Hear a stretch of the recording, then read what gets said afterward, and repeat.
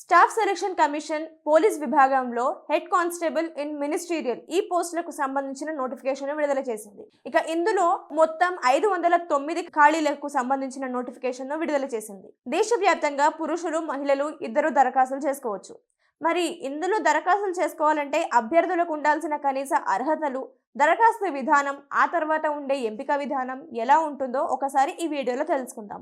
మొదట ఖాళీల విషయానికి వస్తే ఉన్న 509 ఖాళీల్లో పురుషుల విభాగంలో 341 ఖాళీలు ఉన్నాయి. మహిళల విభాగం చూసుకుంటే 167 ఖాళీలు ఉన్నాయి.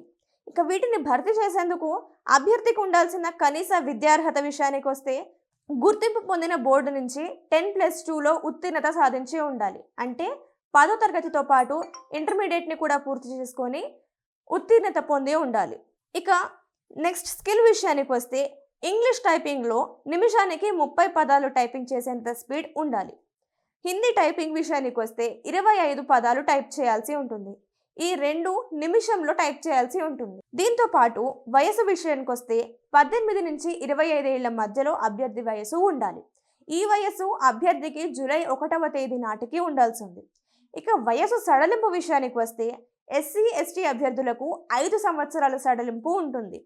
ఓబీసీ అభ్యర్థులకు మాత్రం 3 సంవత్సరాల సడలింపు ఉంటుంది. ఇక ఎంపిక విధానాన్ని తెలుసుకుందాం. ఎంపిక విధానంలో మొదట అభ్యర్థులకు సిబిటి అంటే కంప్యూటర్ బేస్డ్ టెస్ట్ను నిర్వహిస్తారు. ఈ కంప్యూటర్ బేస్డ్ టెస్ట్లో అభ్యర్థులకు 100 మార్కులకు 100 ప్రశ్నల చొప్పున నిర్వహిస్తారు. అంటే ప్రతి ఒక్క క్వశ్చన్కి 1 మార్క్ అన్నట్టు ఉంటుంది.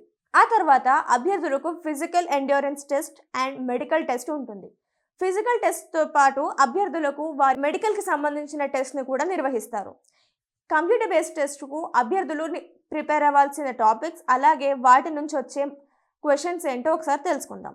జనరల్ అవేర్నెస్ నుంచి 20 ప్రశ్నలు వస్తాయి. అలాగే కాంపిటేటివ్ యాప్టిట్యూడ్ నుంచి 20 ప్రశ్నలు, జనరల్ ఇంటెలిజెన్స్ నుంచి 25 ప్రశ్నలు, ఇంగ్లీష్ లాంగ్వేజ్ నుంచి 25 ప్రశ్నలు, కంప్యూటర్ ఫండమెంటల్స్ నుంచి 10 ప్రశ్నలు. ఇక ఈ పరీక్షకు అభ్యర్థులకు కేటాయించే సమయం 90 నిమిషాలు. పరీక్ష రాసేందుకు సమయం ఉంటుంది. ఈ పరీక్షలో అభ్యర్థులకు కరెక్ట్గా రాస్తే 1 మార్కు, తప్పుగా రాస్తే నెగిటివ్ మార్క్ కింద 0.25 మార్క్స్ను తొలగిస్తారు. ఇక ఈ పోస్టులకు అభ్యర్థులు దరఖాస్తులు చేసుకోవాలంటే అక్టోబర్ 20వ తేదీ లోపే దరఖాస్తులు చేసుకోవాల్సి ఉంటుంది. దీంతో పాటు ఫీజు చెల్లింపు విషయానికి వస్తే అభ్యర్థులు అక్టోబర్ 21వ తేదీ లోపు వారు ఫీజు చెల్లింపును పూర్తి చేయాలి.